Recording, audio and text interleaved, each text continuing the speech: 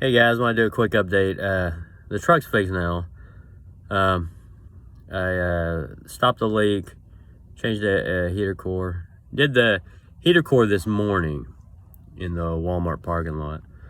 I have another video where I'm showing the firewall where the heater core tubes are going in there. There's another bracket there. Now, to put that in context, this is the original heater core. So it's copper, and it's got right where the tubes come out of the core. There's a bracket there with a grounding strap. You got to take that out. But also over near the firewall, there's another long bracket that connects those. So if you got the original heater core, you're gonna have to deal with that. So what was the pain points of doing this thing? I think the hardest thing was getting trying to get hoses off the original tubes. Finally, I just said forget it and just pulled the whole tube and all out of it, and then I did it. But even that, you got to finagle because it's all, snaky and all that, turning right, 90-degree angles and crap like that. Everything's in the way, so you got to take off the air cleaner. I broke a vacuum hose. But the good thing about that, or at least, it's not super bad because it was connected into a T that was already broke anyway. So I don't think it affected anything. It seems normal. But watch out for that. There's a grounding strap. I don't know what that went to, but that's in the way. Another cable is in the way. The transmission dipstick's in the way. It's crazy. And it's got those fasteners, not the screw kind, but the other ones, the pinch ones. We got to pinch it with a pliers to get them off. I don't mind those if you can reach it, but I had to crawl up into the engine, try to get back there around all the obstructions I was telling you about. Finally got those out. Next pain point is getting the heater core in. If you get the one with the swivel, which a lot of videos show that one, it's it's got the swivel tubes on it. Honestly, you just gotta just fit it in and wiggle it and jerk it and push it and all this and try to line up get your tubes lined up first where they're in like that, and then you just kind of rattle and all this crap, and you end up getting lucky and it just goes in. Once you start getting it in there, it's good, because it's not a snug fit like the original was. The original had some kind of padding on the sides, which made it really fit. You got to pry that one out. These ones you can just lift in and out. There's a lot of room around them. That's why I put that strap back on, keep everything in place. Because water's going in and out. But who knows? Or antifreeze. And then putting the dash back together.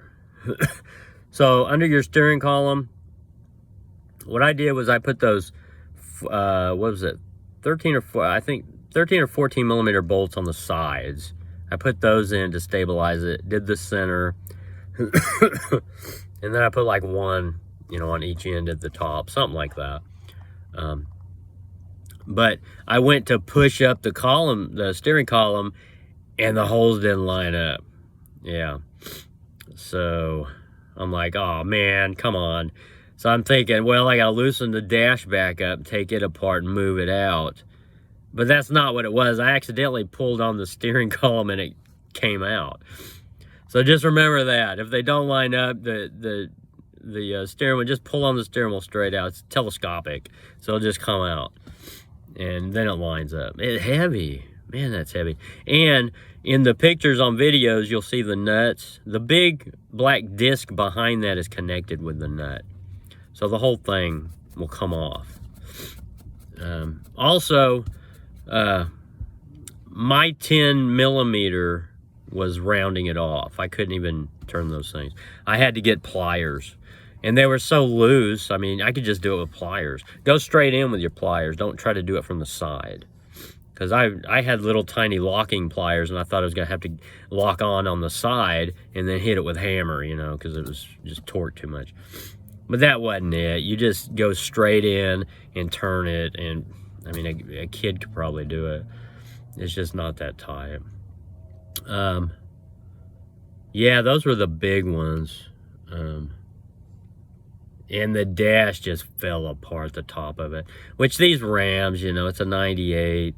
I mean, it was already crappy. Yeah, but now, I mean, it just went in 100 pieces. I threw away most of it. I just got this black little cover over it.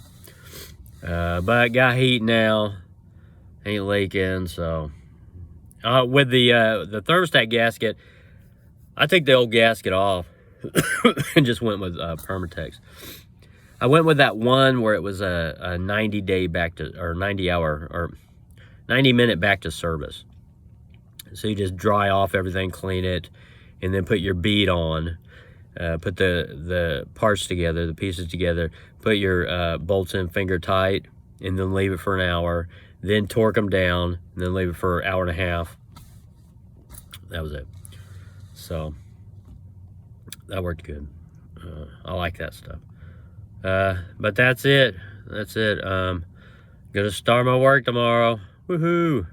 So maybe that should be another video. I'm racking up the videos. So make sure you like and subscribe.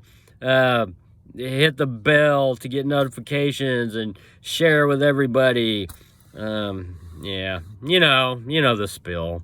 You know, heard all that before. All right, guys.